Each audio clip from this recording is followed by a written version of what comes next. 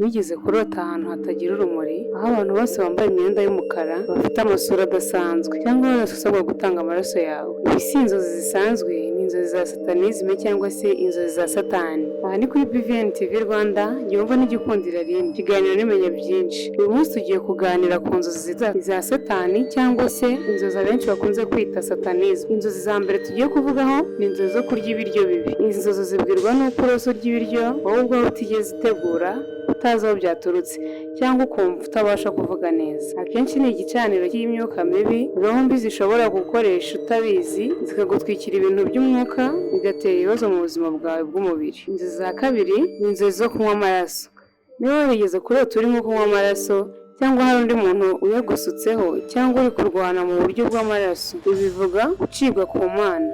Amaraso aba ari igicaniro cy'imbaraga z'umwijima zishaka kwinjira mu buzima bwawe. Inzozi za gatatu ni inzozi zo kugirana imibonano mpuzabitsina mu nzozi. Inzozi zo gukora imibonano mpuzabitsina zitandukanye cyane n'inzozi zisanzwe. Iyo umuntu ahora arota ari gukora imibonano mpuzabitsina n'abantu atazi, hari igihe aba afitanye isezerano n'umwuka mubi. Ibi bikunze kwitwa spirit spouses. Iyi ni imyuka yinjira ikagukomangira mu buriri bwawe. Inzozi za kane, inzozi zo kujya mu mahuriro n'inama zitumvikana. Ubu ni bwo buryo bwagutse bwifashishwa mu kwinjiza abantu mu nzego za satani. Bose bagiye mu nama, urimo kuganira n'abantu bafite isura zidasanzwe, mwambaye ibintu bitandukanye, mutavuga ururimi rwumvikana.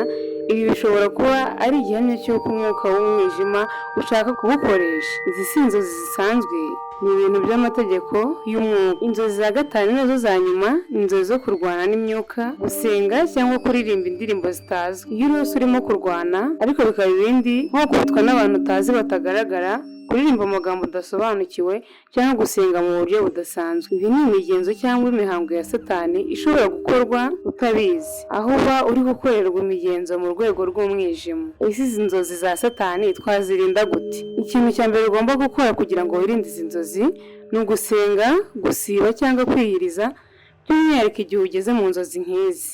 Icya kabiri ni ukwirinda amafilime, amafoto n'ibindi bikwirakwiza imyuka mibi. Icya gatatu, kumenya no gushishoza, si buri kimwe ubonye ubyitaho nk'ibisanzwe. Icya kane, ari nicyo cya nyuma, gusaba amasengesho yihariye cyangwa ubufasha bw'ababishoboye mu mwuka. Inzozi zacu si impanuka, buri gihe haba hari ikintu inyuma yazo. Inzozi za satanisme ziba zifite intambara iri hagati y'ubuzima bwawe n'ubw'ubutumwa wahawe.